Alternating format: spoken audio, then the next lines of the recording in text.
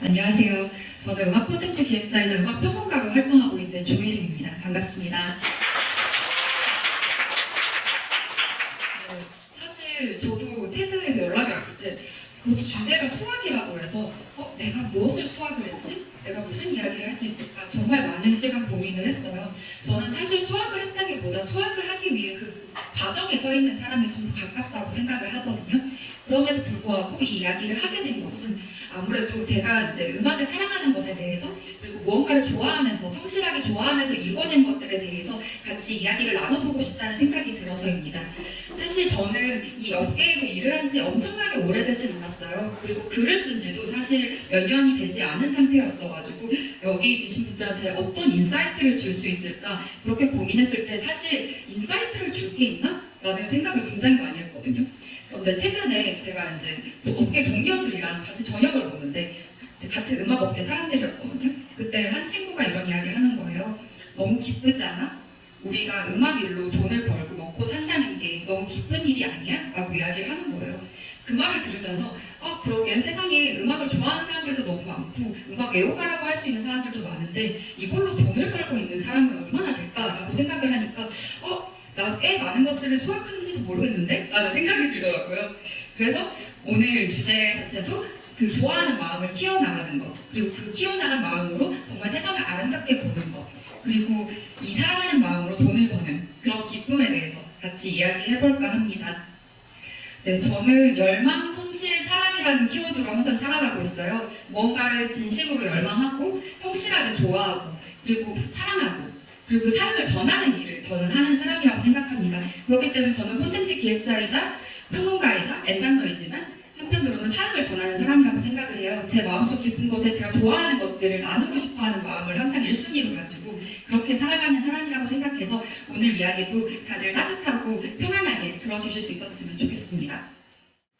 네, 저는 일단 IT 마케터로 일을 시작을 했어요. 저도 사실 네이버라는 기업에서 이제 첫 회사를 시작을 했고 그 이후에는 이제 IT 업계에서 엔지니어링 회사에서 또 외국계 엔지니어링 회사에서 마케팅 일을 했습니다. 그리고 그 이후로도 저는 제가 좋아하는 게 뭔지 몰라가지고 이것저것 찍먹을 되게 많이 했었어요.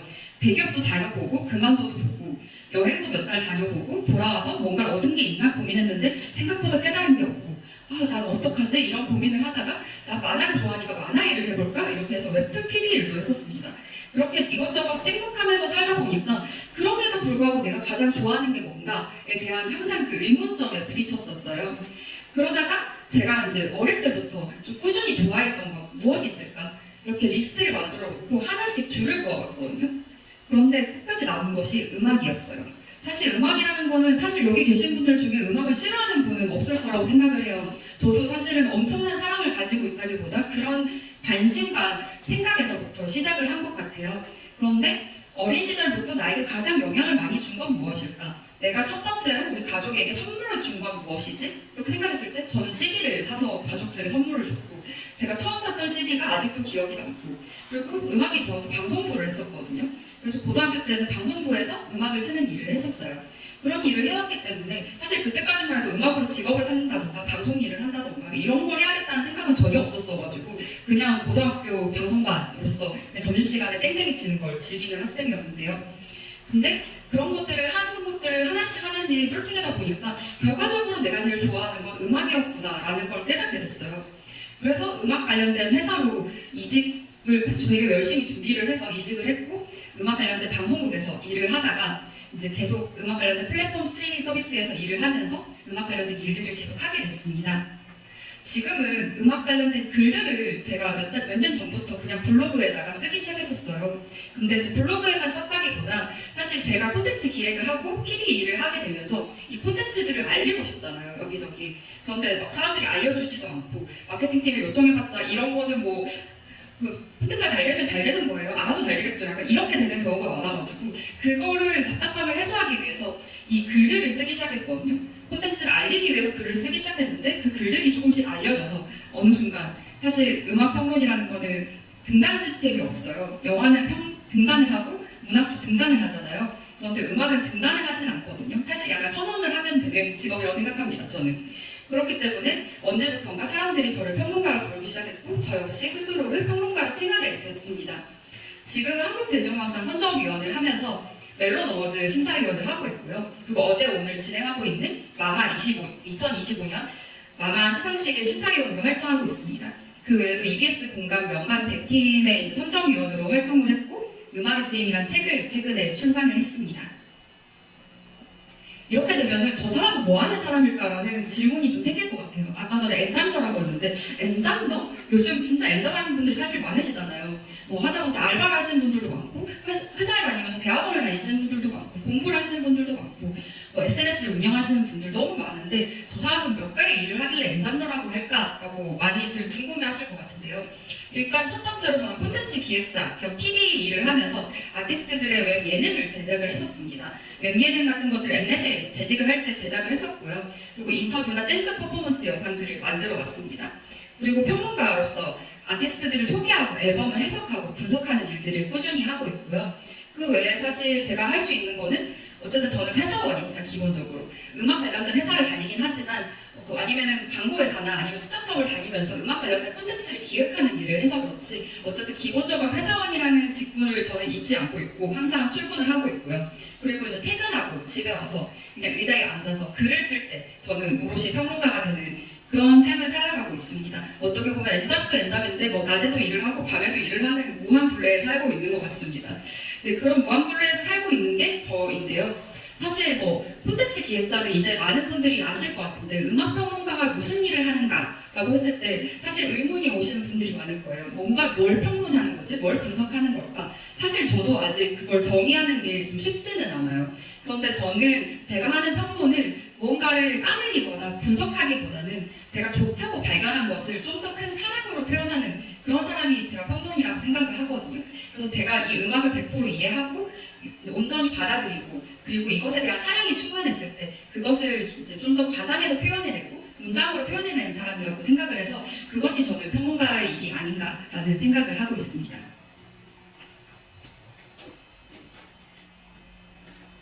네, 사실 엔잡러란 이야기를 저 굉장히 많이 들어요. 저도 제가 사실 엔잡러입니다라고 말한 적은 별로 없고 주변에서 회사도 다니시고 평론도 하시고 글도 쓰시고 작가 일도 하시는데 엔잡을 하시는 거 아니에요? 어떻게 그 일을 하셨어요? 라는 질문을 굉장히 많이 받았어요. 그러다 보니까 인스타 매체 같은 곳에서 인터뷰도 여러 번 했었고 가끔 이제 인스타 DM으로 질문을 많이 받습니다. 학생분들이 어떻게 하면 그렇게 일을 이것저것 좋아하는 걸 할 수 있냐?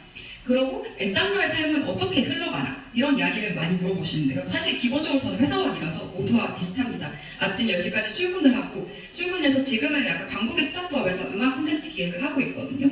그렇기 때문에 아침에 출근해서 일을 하고 외부 미팅도 나가고 그런 와중에 집에 올 때 이제 지하철에서부터 저는 글을 쓰기 시작합니다. 어쨌든 신문사라던가 방송국에서 코멘트를 요청하는 경우가 굉장히 많기 때문에 오늘 나온 아이브 노래 어때요? 오늘 나온 블랙핑크 노래 어때요? 이렇게 물어보시는 분들이 진짜 많다 보니까 그거를 다 처리하지 못해서 버스나 지하철에서 보통 코멘트를 하는 경우도 많습니다.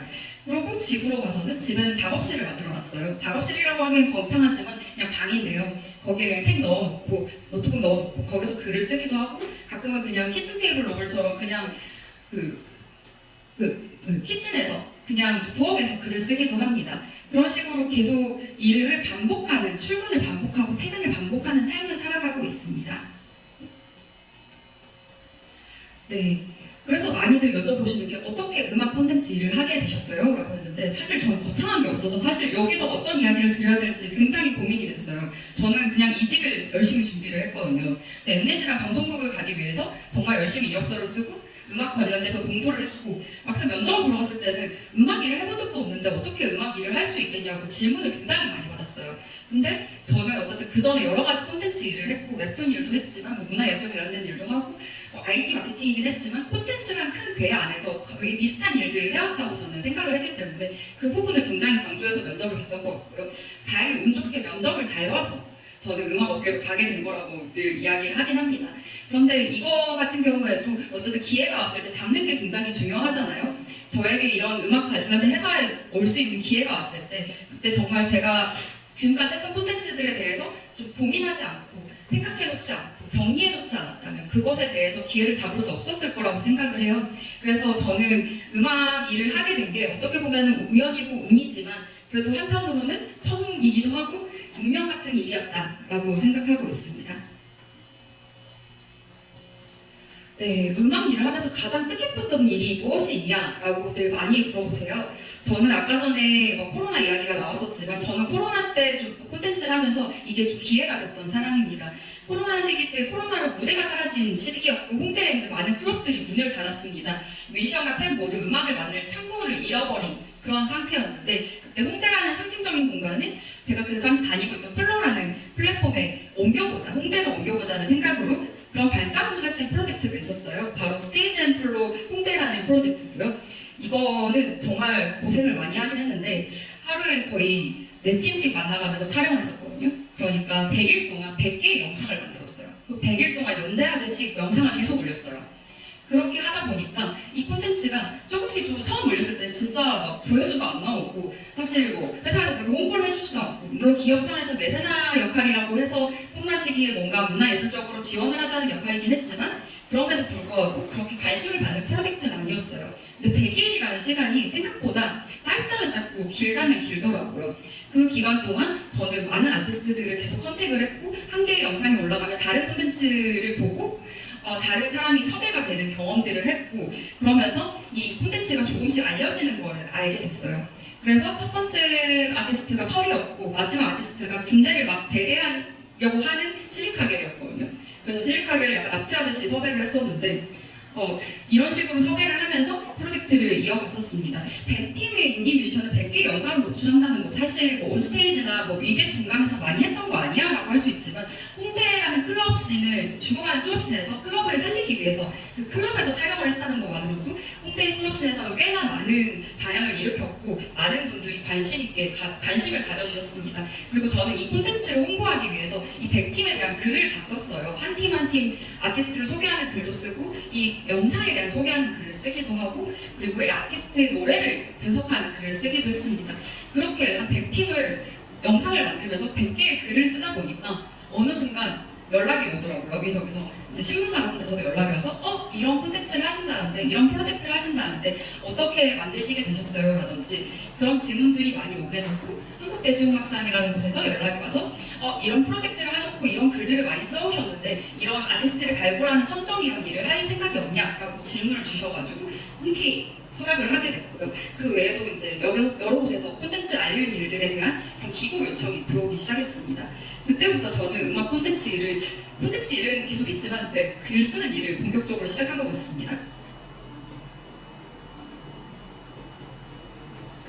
사실 음악이 취미가 아닌 일이 된다고 했을 때 다들 어떻냐고 많이 물어보세요. 음악은 취미로 들었을 때 되게 좋은 거 아니야? 항상 우리가 듣고 있고 즐거움을 주는 건데 일이 되면 스트레스가 되지 않아? 라는 그런 질문을 많이 받아요. 사실 그런 건 있어요. 산업의 구조적인 한계라는 게 있기 때문에 콘텐츠의 생명력 자체가 굉장히 짧고 빠르게 소비되는 시대잖아요. 그런 시스템을 지칠 때도 굉장히 많고 좋아하는 것만으로도 무언가를 하는 게 참 어려울 때가 너무 많아요.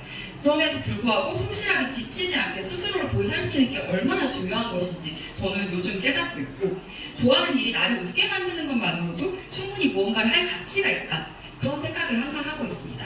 오늘 오신 연사님분들이 다 비슷한 이야기 하신 것 같아요. 좋아하는 일을 찾아라. 근데 저도 진짜 오랜 시간 방황을 하면서 이것저것 찍먹해오면서 좋아하는 일을 찾아보니까 결과적으로 나를 웃게 만들고 나를 행복하게 만드는 게 가장 가치 있는 일이다. 충분히 할 가치가 있다라는 생각을 하게 된 것 같습니다.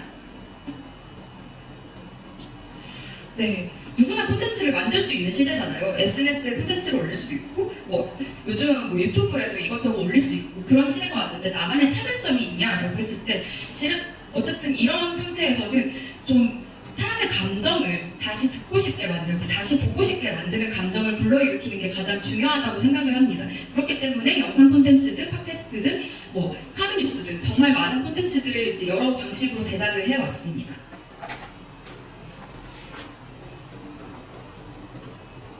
네, 시간이 생각보다 얼마 남지 않아서 빨리 이야기를 하겠습니다. 음악과 함께하는 삶에서 삶의 수학이 무엇이냐 사실 오늘 오신 분들이 이게 가장 궁금하실 것 같아요. 사실 저는 인생에서 좋아하는 것을 발견하는 것만큼 낭만적인 일이 없다고 생각을 합니다. 인생에서 좋아하는 거 하나쯤 있는 게 인생을 풍요롭게 만들어주고 수학을 할 수 있는 일이다 라고 생각을 하고요. 수학이라는 게 꼭 수익이 아니어도 저는 된다고 생각을 해요. 수익이 있으면 당연히 좋겠지만 마음적인 풍요가 1순위라고 생각을 하고 취향을 가진 어른이 되자라고 항상 이야기를 하거든요. 우리 여기 계신 분들도 조금의 취향이 있으실 텐데 우리 모두 취향을 가진 어른이 되었으면 좋겠습니다. 그렇게 하면은 정말 인생이 좀 수확이 생기고 풍요로워진다고 생각을 하고 좋아하는 것으로 인해서 기쁨을 얻고 위로를 얻는 게 바로 수학이라고 생각합니다. 사실 저도 미래를 그렇게 생각하지 않습니다. 저도 뭐 1년 후, 10년 후, 5년 후 이런 걸 잘 생각하진 않고요. 그냥 한 달 후만 잘 살아도 좋겠다, 2달 후만 잘 살았으면 좋겠다라고 생각하는 사람입니다. 그리고 단 한 번도 과거로 가고 싶다는 생각을 해본 적이 없어요. 언제나 그냥 앞으로 나아가는 사람, 계속 책을 읽고 쓰고 꾸준히 기록하고 음악에 대한 사랑을 전하는 사람이 되고 싶다라고 생각을 하고요. 매일매일을 사랑하는 사람이 되고 싶다고 생각을 해서 우리 모두가 음악을 통해서 좀 매일매일 사랑할 힘을 얻었으면 좋겠다라고 항상 간절히 바라고 있습니다. 이제 슬 마무리해야 될 것 같은데요. 너무 급하게 마무리를 하게 되는 것 같아요. 좋아하는 일을 끊임없이 쫓고 그것에 그림자라도 밟을 수 있는 삶이 정말 저는 행복하다고 생각을 해요. 사실 저희가 지금까지 좋아했던 것들을 모아 오면 이게 하나의 합본이 되고 이게 엔솔로지가 된다고 생각을 하거든요. 좋아하는 것들을 모아서 쫓아 가다 보면은 얼마나 성실 사람이랑 키웠다 해서 우리 모두가 행복해질 수 있지 않을까라는 생각을 해봅니다.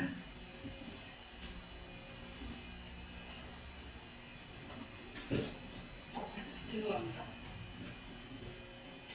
결국은 성실하게 좋아하는 것에 대한 이야기를 저는 오늘 하고 싶었고요. 좋아하는 것을 발견하는 게 얼마나 큰 기쁨인지, 인생을 풍요롭게 의미 있게 만들어주는지에 대해서 이야기하고 싶었습니다. 사랑하고 좋아하는 것이 삶을 얼마나 아름답게 만들어주는지 그거에 대해서도 이야기를 하고 싶었고요. 다들 인생에서 자기가 좋아하는 것, 낭만적인 것, 취향이 넘치는 것, 그리고 아름다운 것들을 지켜가고 찾아가는 그런 과정에서 좋은 수학을 얻으시길 바라겠습니다.